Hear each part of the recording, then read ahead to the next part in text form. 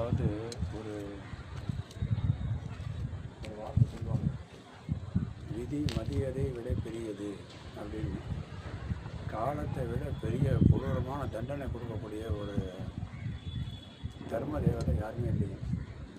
நாம் வாழ்கிற காலத்தில் பிறருக்கு நாம் ஏதோ ஒரு கெடுதல் செஞ்சோம்னா நம்மளுடைய மரணம் முடிகிறதுக்குள்ளாரியே அந்த கெடுதல் நம்மளுடைய மரணத்திற்கு காரணமாக வந்து அமையும் அப்படின்னு நான் சொல்லலை. பகவான் ஸ்ரீகிருஷ்ணன் அன்னைக்கு யுத்தம் நடக்கும்போது ஸ்ரீமத் பாகவதங்கிற ஒரு பெரிய அற்புதமான மகா இதிகாச காவியத்தை படைக்கும்போது சொன்னார். அதுபோல் ஒவ்வொரு வாழ்க்கையிலையும் ஒவ்வொரு ஜீவனுக்கும் தோன்றினதுக்கு ஏதோ ஒரு காரணம் இருக்கும், மறைகிறதுக்கும் ஏதோ ஒரு காரணம் இருக்கும். அது விதியோ மதியோ வியாதியோ புத்தியோ கர்மாவோ வினையோ எக்ஸட்ரா அதில் எப்படி வேணால் இருக்கலாம். ஆனால் பிறப்பு அத்தனையுமே திவ்யத்துவம் பொருந்தியது.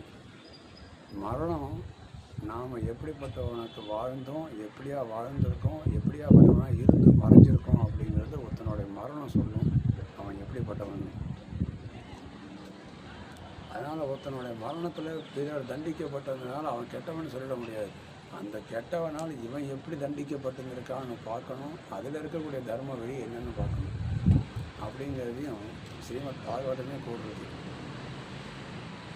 சூழ்ச்சி பண்ணி ஒருவனை சாய்க்கிறதும், திட்டமிட்டு ஒருத்தனை சரி செஞ்சு ஒருத்தனை ஒரு யுத்தத்தில் சிக்க வைக்கிறதும், ஒருவன் மற்றொருவனாக மாறி இன்னொருத்தன் மூலமா ஒருத்தனை அடுக்கி வைக்கிறதும் ஒரு விதமான யுத்தம் அப்படின்னு. ஆக இவை அனைத்துக்குமே ஏதோ ஒரு காரியம் இருக்குது இல்லையா? விதி மதி கர்மா வினை, பூர்வ ஜென்ம பகை, இந்த ஜென்ம பகை, பூர்வ ஜென்மத்தோட சாபம், பூர்வ ஜென்மத்தை பண்ண பாபம், இந்த ஜென்மத்தை காக்கி எடுத்து இந்த ஜென்மத்தை அழிச்செடுத்து வாழ்வாதாரத்தை கெடுத்துட்டு நம்ம என்ன வேணால் நினச்சிக்கலாம். படைக்கும் பொழுது இங்கே என்ன எழுதினாரோ, சிரசில் என்ன எழுதினாரோ தலை எழுத்துன்னு சொல்லுவோம். தலை எழுத்தில் என்ன எழுதப்பட்டதோ அந்த விதி மதியதை விட பெரியது, மதி விதியை விட பெருசாக இருக்குன்னு சொல்லலாம். ஆனால் நடக்கக்கூடிய காலத்தில் கட்டாயம் அதோடைய வேலையை செஞ்சே தீரும். பல பேர் சேர்ந்து ஒருத்தனை அடிக்கிறது பெரிய சாகசம் அப்படின்னா, அந்த பல பேரை ஒருத்தனை அடிக்கிற மாதிரியும் பகவான் ஒருத்தனை படைப்பாராம்.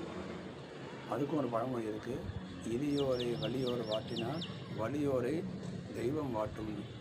அந்த தெய்வங்கிறத ரெண்டு பாகமாக பிரிச்சுக்கலாம். இந்த இடத்துல அவங்க பண்ணின பாவ புண்ணியமே அவங்கள தண்டிக்கும். இன்னொன்று யாருக்கு யார் என்னென்ன விதத்தில் துரோகங்கள் செஞ்சாங்களோ அந்தந்த துரோகத்தினாலேயே அவங்களுடைய வாழ்வாதாரம் கடைசியில் முடிவாகும் அப்படிங்கிறதையும் சொல்லியிருக்காரு. இதில் ஒரு உதாரணம்